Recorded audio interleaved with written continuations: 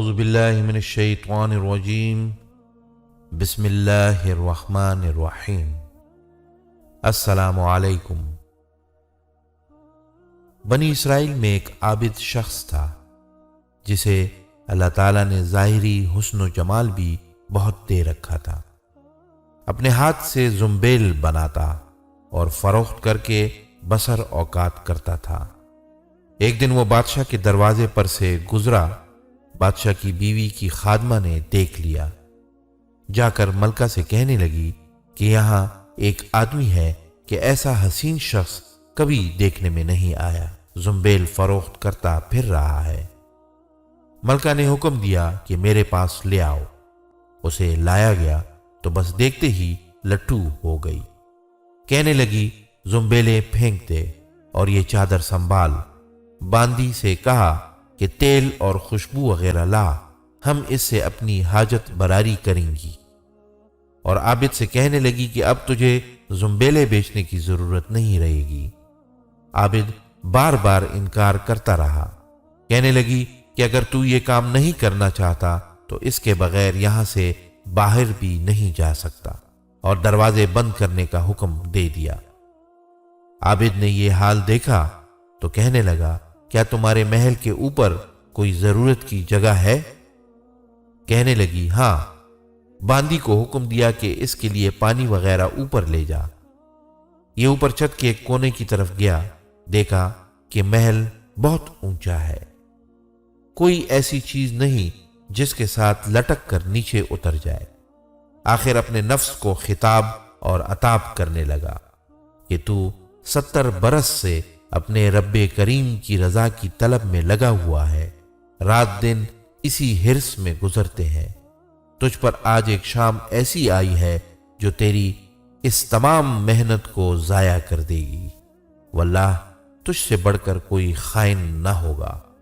اگر یہ شام تیرے اعمال کو فاسد کر گئی، آخر اللہ کو کیا منہ دکھائے گا؟ غرض اسی طرح اپنے آپ کو خطاب اور عتاب کرتا رہا۔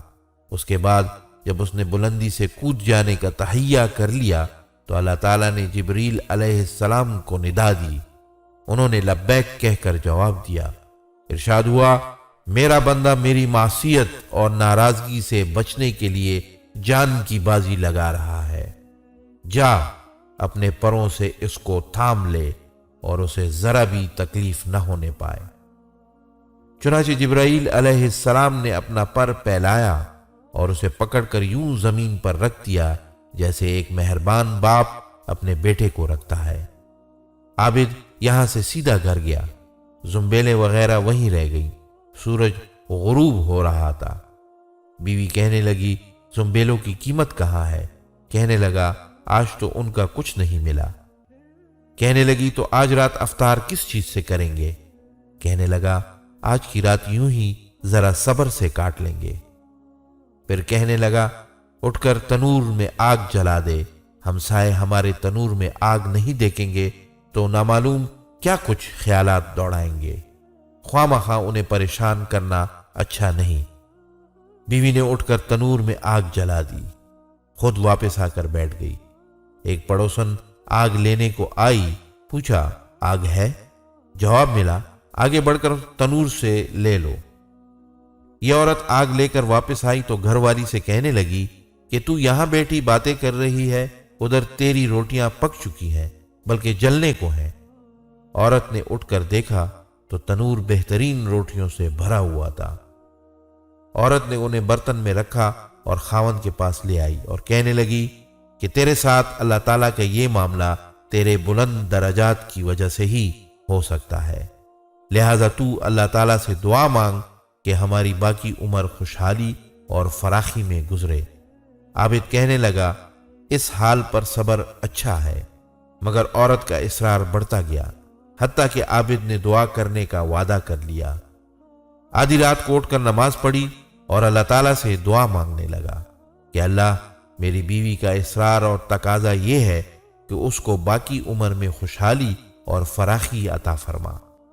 اتنے میں چھت پھٹ گئی، یاقوت اور موتیوں سے بھری ہوئی تشتری نیچے آئی جس سے تمام گھر جگمگا اٹھا۔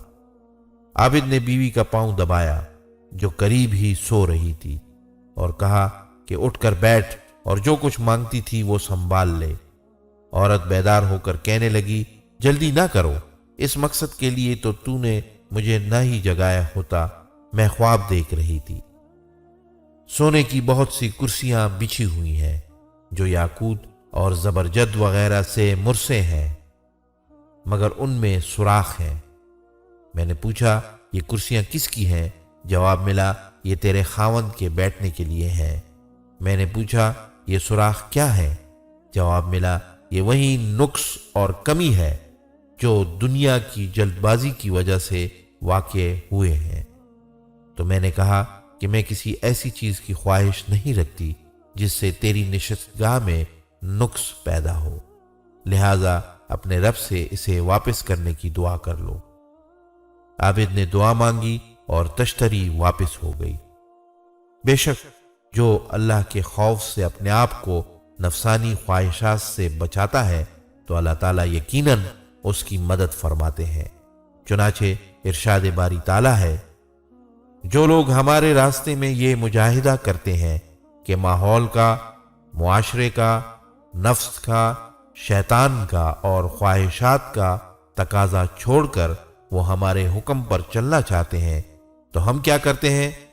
ہم ان کا ہاتھ پکڑ کر لے چلیں گے۔ محترم ناظرین، ہمارے چینل کو سبسکرائب کریں اور بیل کے بٹن کو دبا دیجیے تاکہ ہر نئی آنے والی ویڈیو کا نوٹیفیکیشن آپ کو ملتا رہے۔